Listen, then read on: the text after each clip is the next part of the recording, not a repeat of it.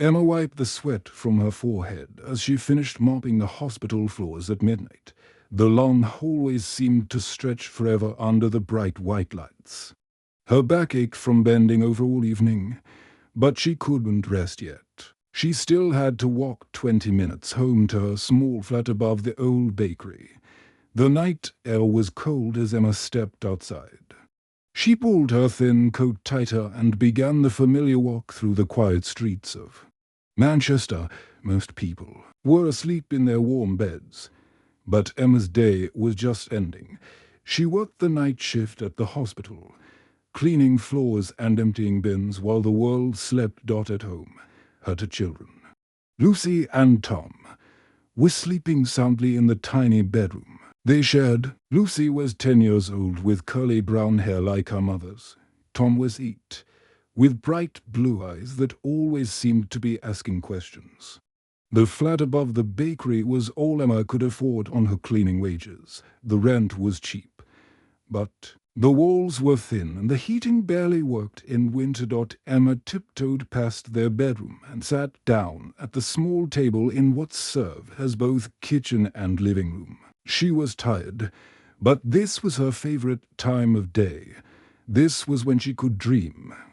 Emma had always loved cooking, even as a small child in Manchester. She would stand on a wooden stool in her grandmother's kitchen, watching the magic happen. Her grandmother, Mary, would let her stir the gravy and taste the roast potatoes. Cooking is about love. Her grandmother used to say, "You put love in, and love comes out." Now, at 32, Emma dreamed of opening her own little cafe. She had 3 notebooks full of recipes she had collected over the years. Some were her grandmother's old recipes, written on yellowed paper in faded ink. Others were new ideas that came to her while she was working or walking home from the hospital. She also had sketches of how her restaurant would look. She drew wooden tables with checkered tablecloths, fresh flowers in small vases, and a big window where people could watch the world go by in her drawings. There was always a counter where people could sit and chat while she cooked, she imagined. The smell of homemade bread filling the air and the sound of happy conversations. But looking round her tiny flat, the dream seemed impossible. Emma had no proper kitchen. There was just a small electric stove with 2 working burners and an old fridge that hummed so loudly it sometimes woke the children. The counter space was barely big enough to prepare a simple meal, let alone the feast she dreamed of cooking. Every night after work, Emma would sit at her tiny table and plan her dream anyway. She would write down new recipe ideas or sketch different layouts for her imaginary cafe. Sometimes she would calculate how much money she would need to start her business, but the numbers always made her heartsick. It seemed like she would need to save for 100 years to afford even the smallest restaurant. When Emma told people about her dream, their faces would change. They would look at her with sad, sympathetic eyes, the way people look at someone who doesn't understand how the world really works. "Oh, Emma," they would say softly, "that sounds lovely, but you know how hard it is to start a restaurant. Most of them fail in the first year." Her neighbor, Mrs. Patterson, once patted her arm and said, "Dear, you're doing such important work at the hospital. Maybe you should be grateful for what you have." The words stung because they came from kindness, but Emma felt like people saw her as someone to feel sorry for, not someone with real dreams and talents. At the hospital, her supervisor, Mr. Jenkins, was always polite but distant. He would nod when Emma suggested ways to improve the cleaning schedule, but she could tell he didn't really see her as someone with ideas worth hearing. To him, she was just the night cleaner who showed up on time and did her job quietly. Emma didn't want their pity. She didn't want people to pat her on the head and tell her to be grateful for scrubbing floors. She wanted a chance to show what she could really do. She wanted to cook for people and see their faces light up when they tasted her food. She wanted to create a warm place where people felt welcome and cared for. One cold morning in February, while making breakfast for Lucy and Tom before school, Emma had a moment of clarity. She was scrambling eggs on her small stove, and Tom was asking her to tell him again about her dream cafe. As she described the wooden tables and the smell of fresh bread, she saw Lucy and Tom's eyes shine with excitement and belief. "You'll do it, Mom," Lucy said confidently. "I know you will." Looking at her children's hopeful faces, Emma made a promise to herself. She would find a way to make her dream come true. No matter how long it took or how many people told her it was impossible. She had love to put into her cooking, and she believed that love would find a way out into the world. She just needed to be patient and keep believing in herself. 3 months had passed since Emma made her promise to herself. The winter was slowly turning into spring, and Emma noticed small changes in her daily routine. She still worked the night shift at the hospital, still walked home through the quiet streets, and still sat at her tiny table planning her dream cafe. But something felt different inside her. She felt more determined, more ready to look for opportunities. One Tuesday afternoon, Emma was eating her packed lunch in the hospital staff room during her break. The room was small and crowded with tired-looking doctors and nurses grabbing quick meals between their busy shifts. Emma usually ate quietly in the corner, listening to conversations but rarely joining in. That day, she overheard 3 nurses at the next table complaining loudly about the hospital food. "The soup today tastes like water with salt," said Margaret, the head nurse on the children's ward. Margaret was a kind woman in her 50s who always smiled at Emma when they passed in the hallways. "Everything from that canteen is the same," agreed another nurse named Sarah. "Bland, overcooked, and expensive. I spend £8 for lunch every day, and it never tastes like anything. My sandwich yesterday was so dry I could barely swallow it," added the third nurse. "But what choice do we have? We only get 30 minutes for lunch." As Emma listened to their conversation, an idea began to form in her mind. She thought about all the delicious soups she made at home for Lucy and Tom. She thought about her grandmother's recipes that always made people smile when they tasted them. What if she could bring some of that warmth and flavor to her coworkers? The next morning, Emma woke up an hour earlier than usual. She went to her tiny kitchen and made a big pot of her grandmother's vegetable soup. She used fresh carrots, onions, and potatoes, along with herbs she had grown on her windowsill. The smell filled the small flat and woke Lucy and Tom, who came to the kitchen rubbing their sleepy eyes. "That smells amazing, Mom," said Tom, standing on his tiptoes to see into the pot. "Are you making extra for someone special?" asked Lucy, who was getting better at noticing when her mother was up to something. Emma smiled mysteriously. "Maybe," she said, ladling some soup into a small container to take with her to work. That evening at the hospital, Emma felt nervous as she approached Margaret during the dinner break. Margaret was sitting alone, eating a sad-looking sandwich from the canteen vending machine. "Excuse me, Margaret," Emma said quietly, holding out the container of soup. "I made some extra soup at home today, and I thought you might like to try it." Margaret looked surprised. She had always been friendly with Emma, but they had never really talked about anything personal. "Oh, that's very sweet of you, Emma, but you don't need to. Please," Emma said, sitting down across from her. "I heard you talking yesterday about the hospital food. This is just homemade vegetable soup. Nothing fancy." Margaret opened the container and the rich, warm smell immediately filled the small space round them. She took a careful spoonful and her eyes widened with surprise and delight. "Emma, this is wonderful," Margaret exclaimed, taking another spoonful. This is absolutely delicious. Where did you buy this? Is there a place nearby that makes soup like this? Emma felt her cheeks turn pink. I made it, she said quietly, almost whispering. Margaret stopped eating and stared at Emma. You made this? At home? In your own kitchen?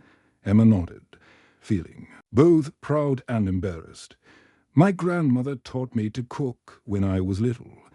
I've always enjoyed making food for people. Margaret finished the entire container of soup, praising every spoonful.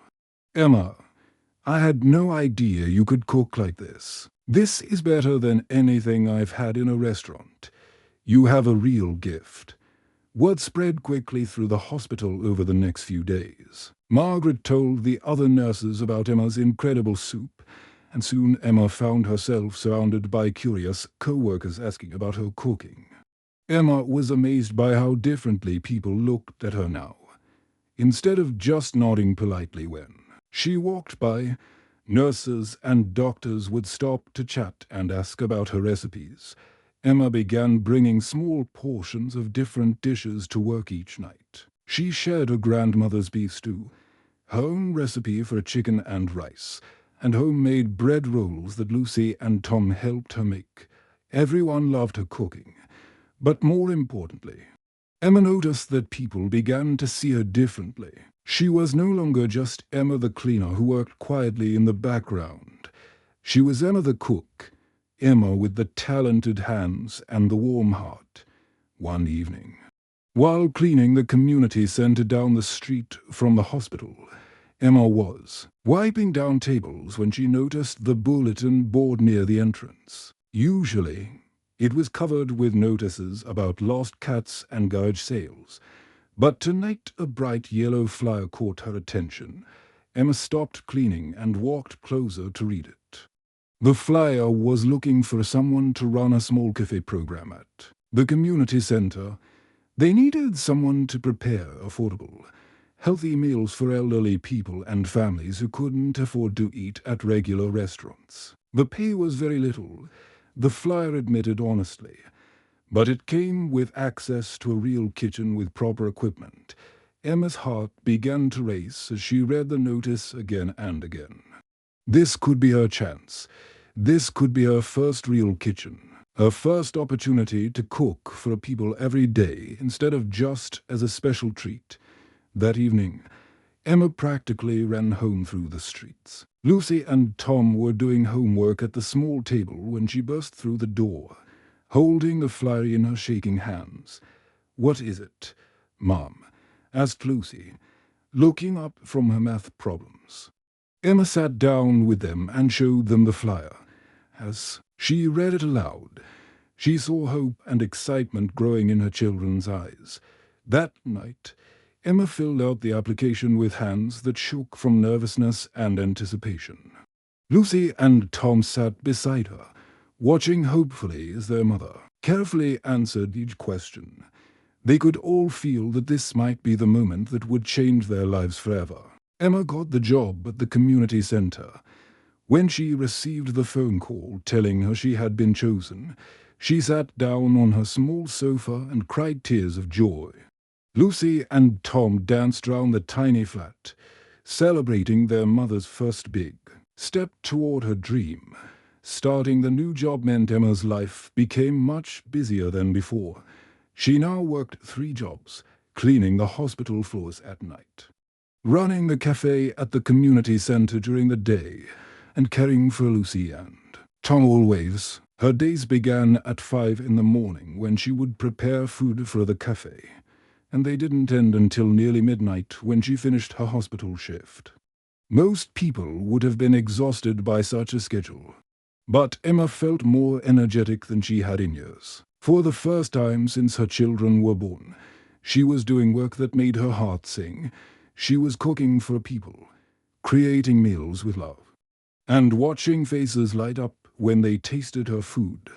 The community center kitchen was small but felt like a palace to Emma. After years of cooking onto burners in a tiny flat, she now had proper ovens that heated evenly, large pots that could feed dozens of people. and counter space where she could chop vegetables without bumping her elbows against the walls. There was even a big refrigerator that didn't hum loudly and wake the neighbors. Emma started by serving simple, healthy meals that reminded people of home cooking. She made hearty vegetable soup with fresh herbs, shepherd's pie topped with creamy, mashed potatoes, and fresh bread that filled the community center with the most wonderful smell. She kept her prices very low because she knew her customers didn't have much money to spend on food. At first, only a few elderly people came to try the new cafe.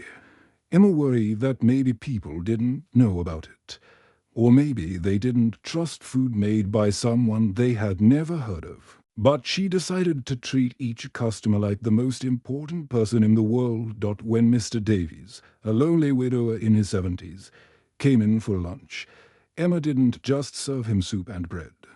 She asked him how he was feeling, whether his arthritis was bothering him, and what his favorite foods used to be when his wife was alive.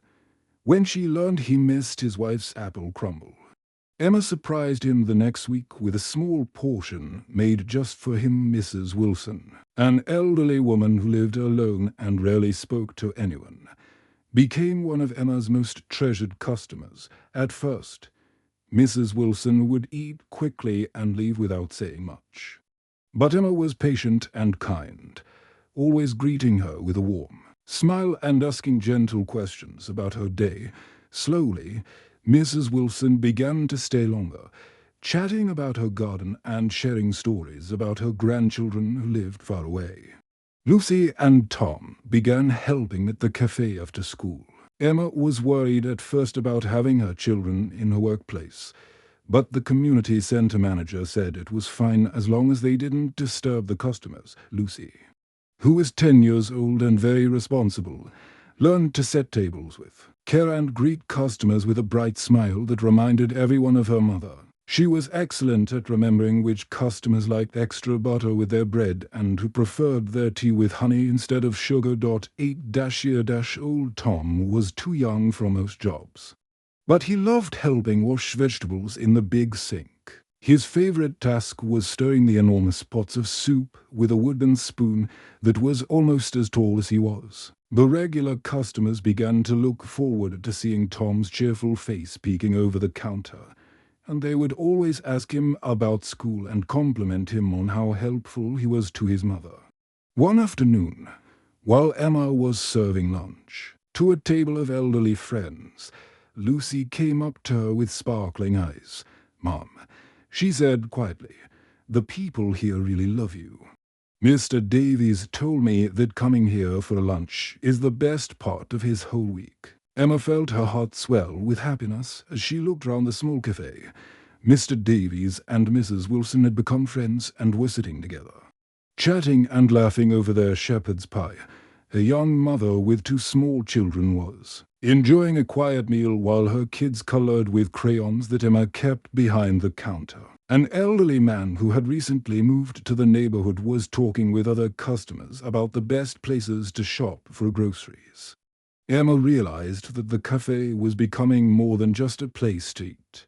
It was becoming a home for people who needed one, a place where lonely people could find friendship and families could enjoy affordable, healthy meals together. But running the cafe wasn't easy. Even though Emma loved every minute of it, the kitchen equipment was old and broke down often. The oven door didn't close properly, so Emma had to hold it shut with a chair while things were baking. The big mixer stopped working one day, which meant Emma had to knead all the bread dough by hand. Some days, Emma barely had enough money to buy ingredients for the next day's meals. There were nights when Emma lay in bed, exhausted from working so many hours, wondering if she was being foolish to chase such a big dream. Maybe the people who told her to be grateful for her hospital job were right. Maybe she should stop trying to do something so difficult and risky. But every morning, when Emma walked to the community center and unlocked the cafe doors, she felt hope flooding back into her heart. She would smell the fresh bread baking in the oven, hear the cheerful voices of her regular customers arriving for breakfast, and see Lucy and Tom proudly helping with the morning preparations. Those moments reminded Emma why she was working so hard. She wasn't just following a dream anymore. She was creating something beautiful and important for her community, one meal at a time. 6 months had passed since Emma started working at the community center cafe. The small restaurant had become a warm, bustling place filled with the voices of regular customers who had become like family. Emma knew everyone's favorite meals, their stories, and their struggles. She had found her rhythm, working between the hospital at night and the cafe during the day, though she was always tired. One ordinary Tuesday afternoon, something unexpected happened that would change everything. A man in his 30s walked into the cafe carrying a small notebook and looking round with curious eyes. Emma had never seen him before, but she greeted him with the same warm smile she gave all her customers. "Welcome," Emma said, wiping her hands on her apron. "What can I get for you today?" The man introduced himself as James, and he seemed different from the usual customers. He asked many questions about the food, the ingredients Emma used, and how long she had been cooking. Emma thought he was just a food lover who appreciated good cooking, so she answered all his questions happily while serving him homemade chicken and vegetable pie with fresh bread. James ate slowly, taking notes in his notebook between bites. He talked with other customers, asking them about their experiences at the cafe. Mr. Davies told him about Emma's kindness and how the cafe had become the highlight of his week. Mrs. Wilson shared how Emma always remembered that she didn't like onions and made special meals just for her. After James finished eating, he thanked Emma warmly and left. Emma thought nothing more about it until the following week when Mrs. Wilson rushed into the cafe holding a newspaper with excitement written all over her face. "Emma, dear, you're famous," Mrs. Wilson exclaimed, spreading the newspaper on the counter. Emma's heart nearly stopped when she saw her name in big letters at the top of the food section. James was a food blogger who wrote reviews for the local newspaper, and he had written a beautiful article about her little cafe. "This isn't just good food," James had written. "It's food made with love by someone who truly cares about feeding people well." Emma's Cafe at the community center serves meals that taste like they came from your grandmother's kitchen, but with the skill of a professional chef. More importantly, this is a place where everyone is treated like family, where good food brings people together, and where you can see that cooking is truly an act of love. The article described Emma's shepherd's pie as the most comforting meal in the city, and her homemade bread as worth traveling across town for. But what made Emma's eyes fill with tears was how James wrote about the atmosphere of the cafe, and how Emma treated her customers with such genuine care. Within days of the article being published, everything changed. Suddenly, the small cafe was busier than Emma had ever imagined possible. People came from across the city to try her cooking. The lunch rush, which used to be a dozen regular customers, became lines of people waiting for tables. Emma found herself cooking frantically to keep up with demand, and Lucy and Tom had to help serve customers after school just to manage the crowds. Emma was thrilled that so many people wanted to try her food, but she was also worried. How could she handle so many customers with her small kitchen and limited time? She was still working at the hospital every night, which meant she only had a few hours of sleep between jobs. She was exhausted, and she worried that the quality of her food might suffer because she was rushing to serve so many people. After 2 weeks of overwhelming crowds and sleepless nights, Emma made one of the scariest decisions of her life. She decided to quit her hospital job and focus entirely on the cafe. It meant giving up the steady income that had supported her family for years. But the cafe was making enough money now to pay their bills, for the first time since Lucy and Tom were born. Emma was working only one job, and it was the job she loved more than anything in the world. She could spend her mornings preparing fresh ingredients, her afternoons cooking and chatting with customers, and her evenings at home with her children instead of cleaning hospital floors. For 3 beautiful weeks, everything seemed perfect. Emma felt like her dreams were finally coming true. She was cooking all day. Customers loved her food, and she was earning enough money to support her family doing something she was passionate about. Then, just as everything seemed to be going perfectly, Emma received news that felt like a punch in the stomach. The community center manager called her into his office with a sad expression on his face. "Emma, I'm so sorry to tell you this," he said gently, "but the community center is facing serious budget cuts from the city council. We're going to have to close several programs, including the cafe. You'll have 2 months to find somewhere else to go." Emma felt her world crashing down round her. She had finally found her chance, built up a successful business, and gained the confidence to quit her other job. Now it was all being taken away through no fault of her own. She had customers who depended on her, but nowhere to serve them. She had finally found her calling, but no place to follow it. That night, Emma sat in her small flat and cried for the first time in years. All the stress, fear, and disappointment came pouring out. She had worked so hard, sacrificed so much, and taken such a big risk by quitting the hospital. Now she didn't know what she would do. Lucy and Tom sat beside their mother, not fully understanding the business problems, but knowing that something was very wrong. Finally, Lucy took her mother's hand in both of hers. "Mom," Lucy said with the wisdom of a child who had watched her mother work tirelessly for months, "you taught us never to give up. Your food is too good to stop now.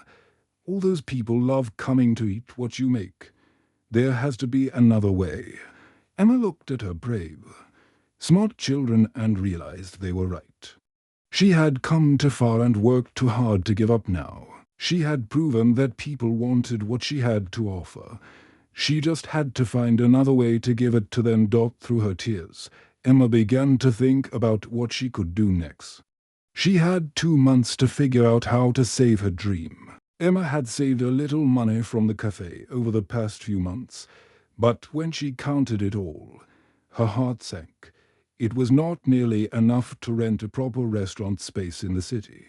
Most restaurant spaces cost more per month than Emma made. In 3 months at the community center, she needed help, but the thought of asking for a charity made her feel uncomfortable. Emma had always worked hard for everything she had, and she wanted to earn her success, not receive it as a gift. After thinking for several days, Emma came up with an idea. Instead of asking for charity, she would ask her loyal customers to help, her business partners and friends. These were people who had seen her work, tasted her food, and understood what she was trying to build. Emma spent a whole weekend preparing for what felt like the most important presentation of her life. She wrote down her business plan on paper, calculating how much money she needed and how she planned to pay it back. She figured out what rent she could afford, how many customers she would need each day, and how she could keep serving the affordable, healthy meals that had brought everyone together. On a rainy Thursday evening, Emma organized a community meeting in the same room where her cafe used to operate. She was nervous as people began to arrive. What if nobody came? What if they thought she was being too bold to ask for help? What if they had already forgotten about her cafe and moved on to other places? But as 7 o'clock approached, the room began to fill with familiar faces. Mr. Davies arrived early, walking slowly with his cane, but wearing his best jacket for the occasion. Mrs. Wilson came in carrying a plate of homemade cookies she had baked for everyone to share. Young families who had brought their children to the cafe came in looking hopeful and concerned. Emma stood up in front of the group, her hands shaking slightly as she held her handwritten notes. She explained what had happened with the community, sent her budget cuts, and how much the cafe had meant to her. She showed them her business plan and her calculations, promising that if they helped her find a new location, she would continue serving the same food with the same care and the same affordable prices. Not asking for charity, Emma said, looking round the room at faces she had come to love. I'm asking for partners and friends who believe in what we built together. I promise to work harder than ever to make this succeed. The response overwhelmed Emma completely. Before she had even finished speaking, hands were raising round the room. Mr. Davies, the elderly widower who had become like a grandfather to Lucy and Tom, stood up slowly and announced that he wanted to lend Emma his life savings. I have more money than I need, he said with tears in his eyes, and nothing would make me happier than to see Emma's cooking continue.